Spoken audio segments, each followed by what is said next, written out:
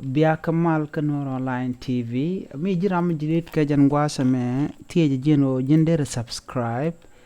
gore bi support bi jetop ka jin ba mi ci channel ba ci ngach ke jen jegdu je ken yambe gorbo jin bi jen yak ba kanetin kokien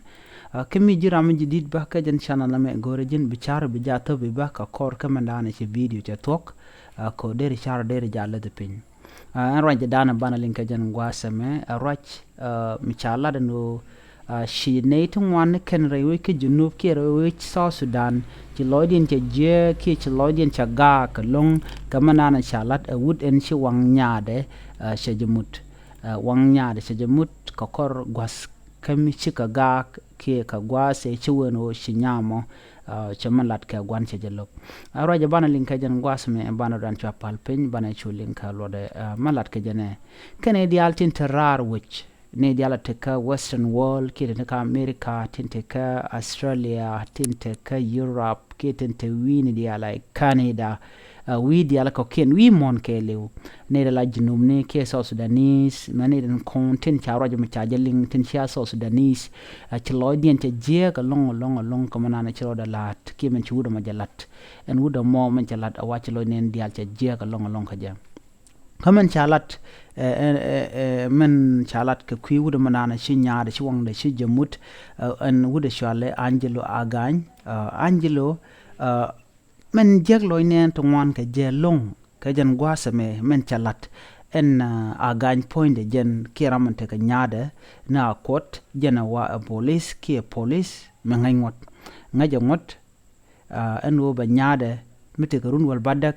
bo wangde ki bo wanka ba ka mot ki ba ka yet ka dor wana mo der mi shaaje de pelekatin chang nyaade ba nyaade ki wada ba telongon mi shela no baran peleka minna ka wada ki mimo cha wada ka bot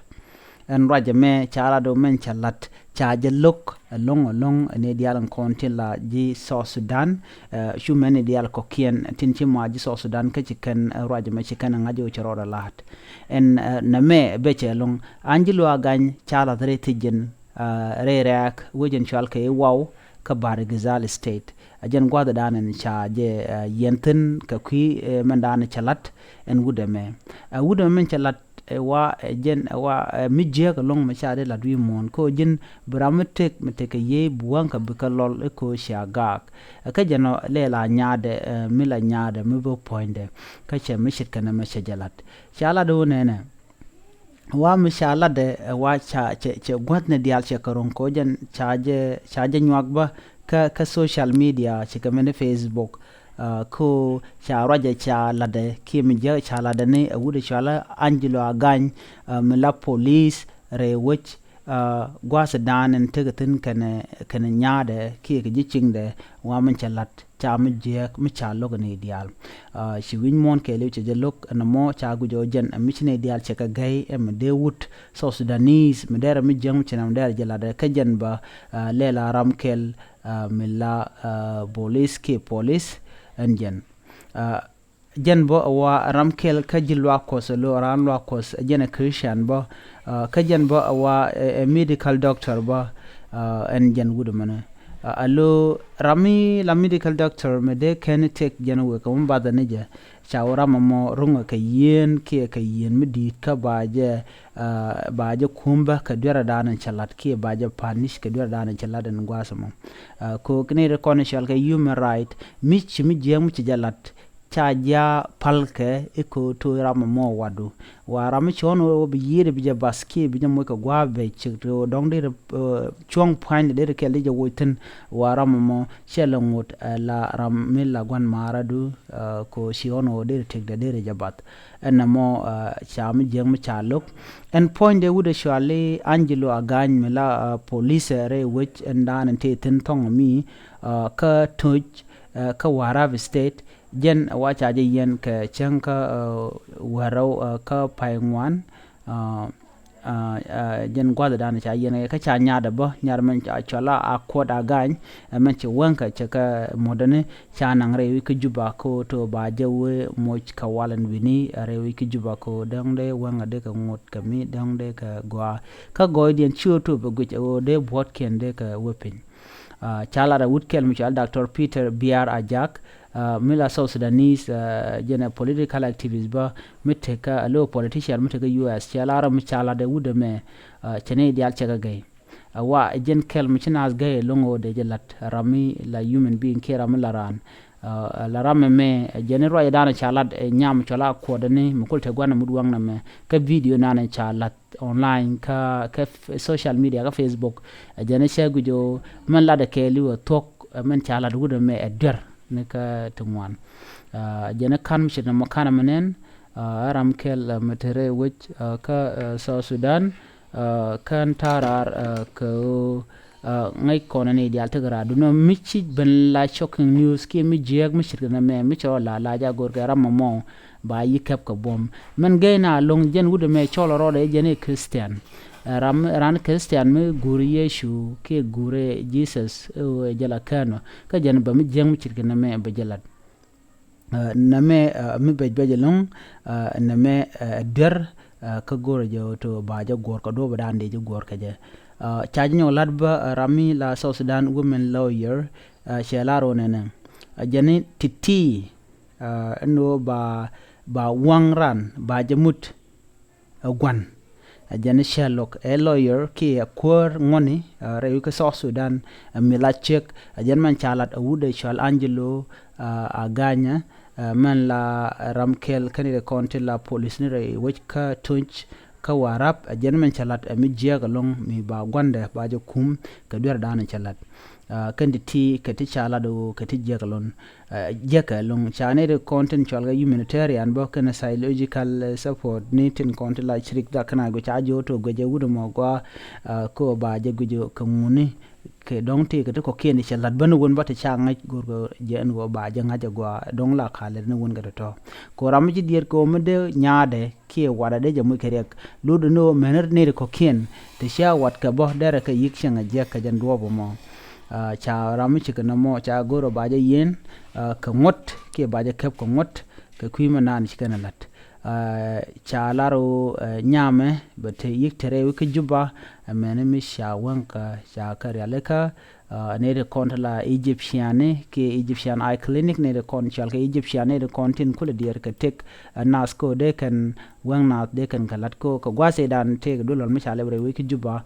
dul wal wang ni ko ba wangran ba jar yalekaten wa cha nyamo cha janang tin ba wanka ba ko yalekan wini ka jan Egyptian eye clinic mo ke dul wal Egypt ni Egyptian mi chanang re wi ka South Sudan cha jalaro cha goro to bi kume ba ngot be je nunga jen be je lalade jen ko wuda me men jalat me bej kel mi cha goro to ba je la ne dial cha la do ba en kwar selfa ke ma yadit ka ne dialen kontin la ne dialten te ka kel ge je chirmente Dr. Riang ma chaten cha gujo ke ne dialati de ga ngot ko ramish mi jeglat ka kwi ne ni dial de kana la zet ko de je yen ke de je kap ala de rama kam chonde milade chuong mi chine ko kien che je bi yar shet ko nyam tele mi yar kane ko kien mi che lok che nyal che je lok che nyam che lok to te ga chora de de je kap ko bom na mo chonde cha de kap ko bom du no shugun mi shekena me che mi jen yen che let kanya de ka do mi je gor ko de self ke ma yadi ta da ngor ma de je kap bum ko kami cham je cha kul lat re which kacha gwana cha da bikap ko gwande lede je ko take a bomb chigudu me police lede je take a bomb katela duop mi de jegja ke de man jaga chala re de kap ko jaka ne real kontin chicken lat kel ana me me bej gur ko baje ko duop rande ko ke jam na me chalaro shi ramrande je lado siang mi jeg mi choro lut men chala ten wude shale Angelo aganya ka janba le la police ke police re we ka South Sudan kai chang de ti wa kan chang ne kon lat ka rodi na chang shewo che nyar che won mut wa te ne dun wan te kok gat ken ke nye ken koko de ka kwena ne to ken ka jeno kan kana lado ke kan kana nok waran chi be kaf ka bom ran te ka chon ko brode me grama bi kweno ne jan karo ala gorka mun dong de wudera godera dong mi ci nyaade mi ci nokko nyam nogi ci de kan ci je nong hokke ci de kan ci je nong manana gwa de ladlet na me kel me goro de je gwich ka do brande gwich ke je ko shianga me shiang mi ci roda lot gor kono de na ray num de ne jangne de ala ko ken ko shimishet ka mashala de wude shalanjilo agany ci de to kray wini dial jiram lanur jin dinka jin anywa ka jin tat jin equatoria kien gwaza tera mi chati ten cha goro de jelat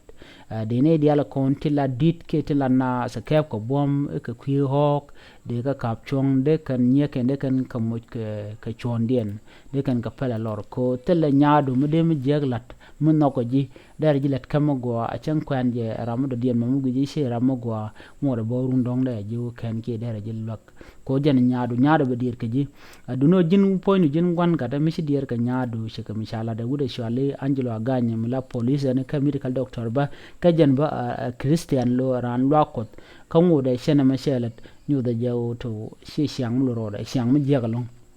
an ramling roja me agore be je jangne ko ken ko yen chwa nyer chwa kala de jek changa ka go ko kan ka nat ke human being to go de tek boka ting mo go ashiwo to de changa ke je ke de gwini ke oto ka hok ke yo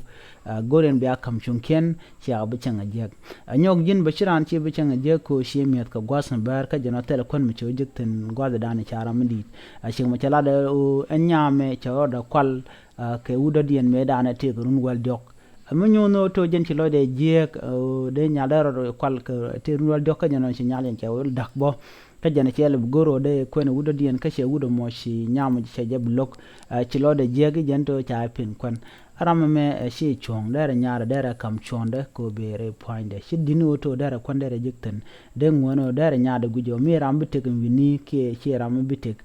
dere ja kon gui ko ran te ke chongo gwada dan dere hoten dunu mo kana kam chonde tel duop mi dere mo gwada lat ke je shi kam shi gudo me shula do to chongote chula tekke de ke chagala dere be wang nyaade be jawe mutke be jaw yar ko chinyama chebele teke goa tel mo gwamba la dwi mon ko jano arama cha wongde cha je mutel mo gwamba nen namo rekel medit mi de gujo siang mishro lot na me teke ne to wanta goro de kapchong re wi South Sudan ko jin chi nyaar shi de kap ko bom kien ran shi de mo kap ko bom chen chi nyaar de ba chi be kap ko bom gore je daro kane diala kontin changanat ke siang mi ro lot mi shi logo long jong je jena dora chu mo ke siang mi chro lot jena dora go da no ko mon jen mandana go na jen ko jin de rar de mo ko bot ke de re sian de re yar che mi che tek nyam che yarane che wanga che kamrar